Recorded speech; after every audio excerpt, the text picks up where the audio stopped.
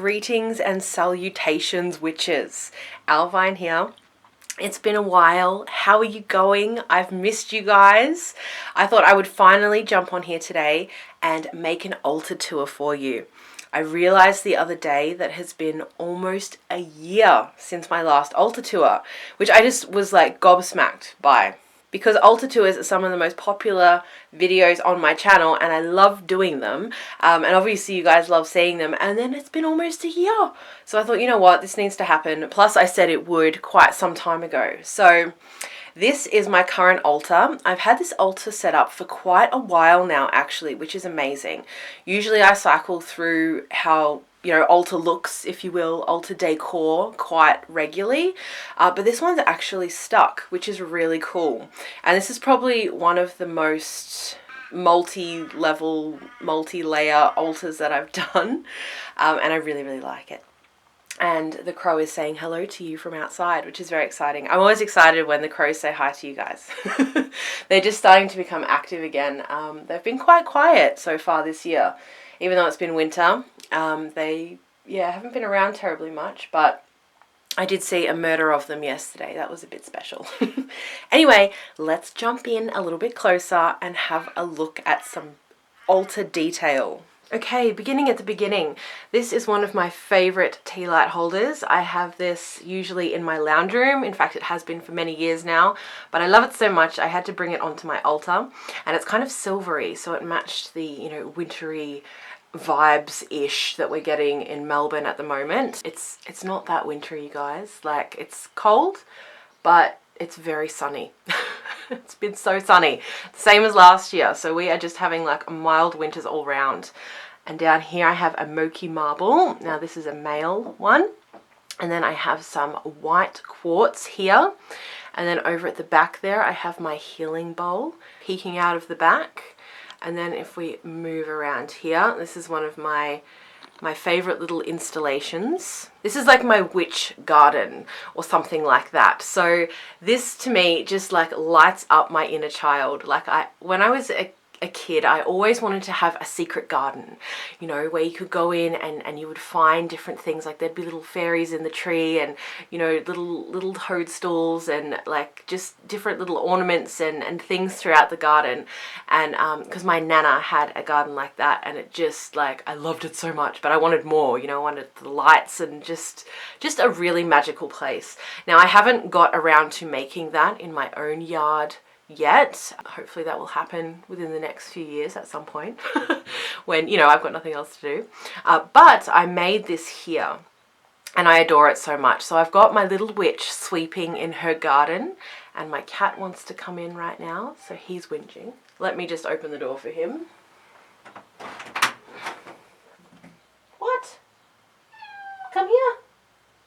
Come here. If you stay in here, you have to be quiet. Shh. No? No. He's very loud. Anyway, so she's sweeping in her garden. I think that's what I was saying. So she has a pumpkin here. She's got a little besom. Look at that. They didn't come together, the witch and the broom, but, you know, they found each other here at my house. And then there's just all kinds of flowers, leaves and different things. Some I've collected and some are fake. So we've got rose petals in here, and there's bark and crystals and amazingness. And I have these, I don't know if you can even tell what they are, but 2 little crow candles. So I thought they were really cool as well. And then on top over here, I have a crystal grid happening, and then a pretty little lantern. It's got a little tea light in there. That I also found at a thrift store. Actually, I don't think I've mentioned thrift store stuff. Shall I do that? Witch was thrift store. Pumpkin was thrift store. This light here was thrift store. So was that light there. Oh, and this little holder there for that was from the thrift store as well. And I'll let you know as we keep going, because I think that's kind of fun, isn't it? You can see what I've actually gotten from the thrift store. Let's go up here to the top. Okay, so over here I have this wonderful log. I love collecting logs and little branches and things like that for decorating my altar.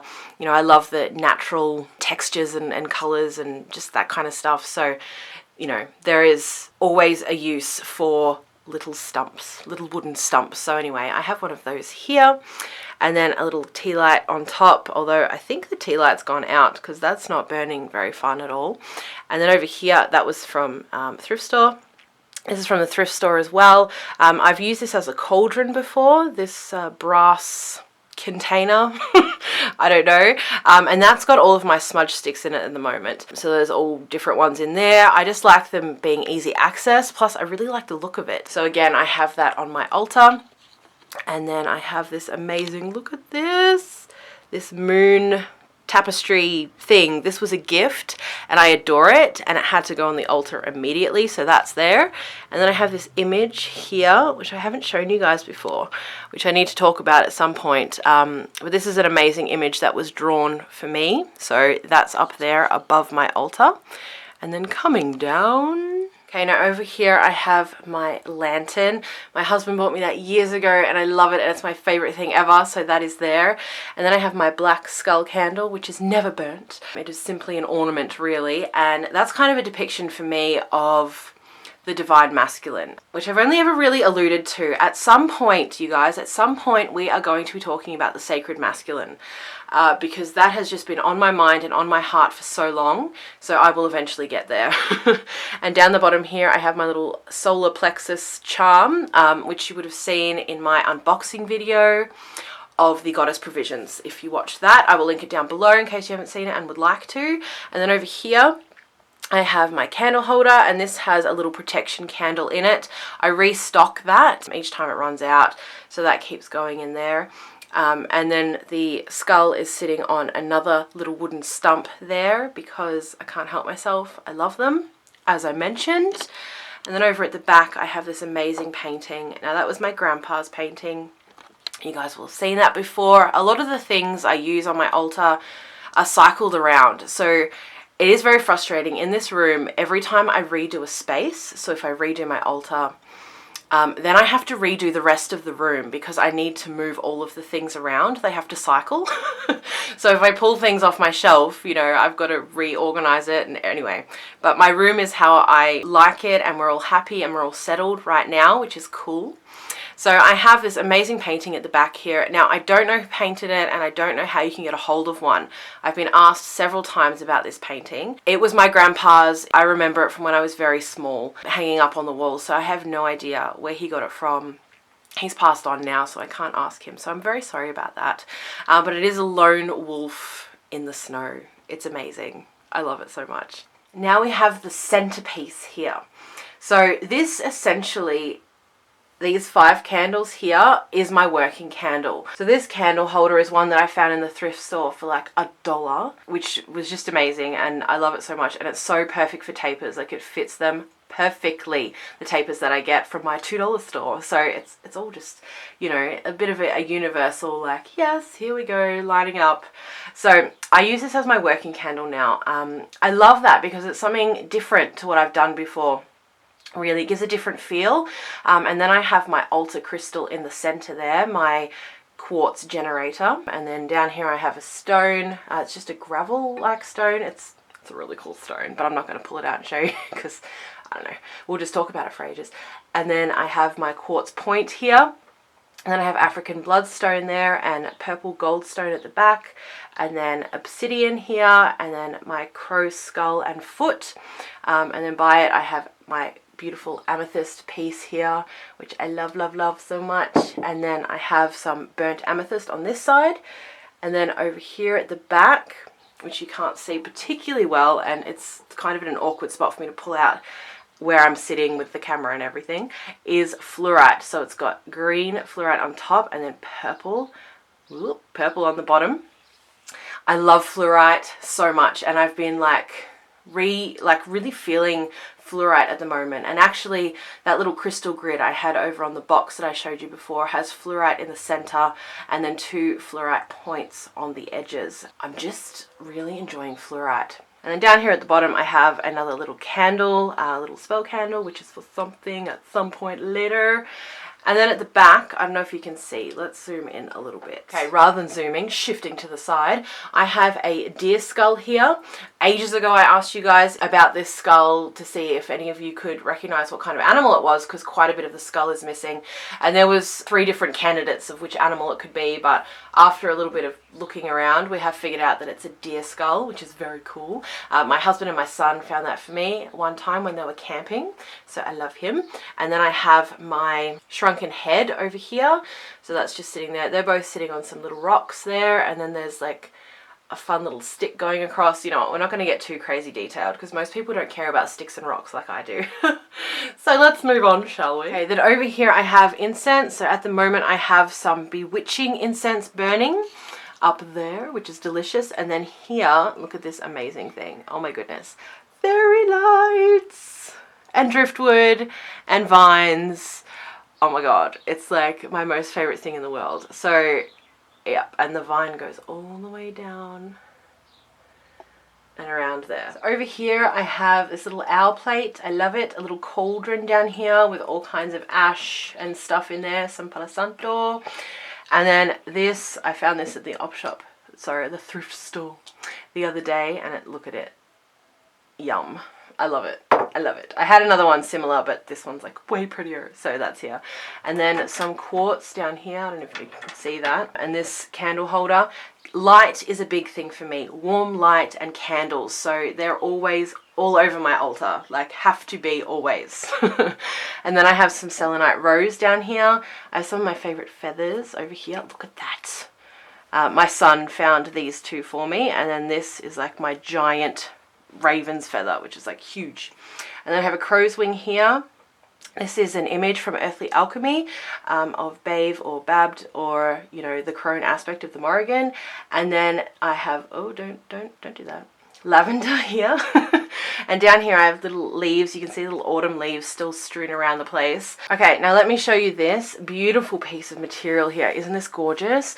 I found this in my local thrift store not too long ago when I was first setting up this space, and I loved it. It's in this round shape, and I was like, what is this? This is so weird.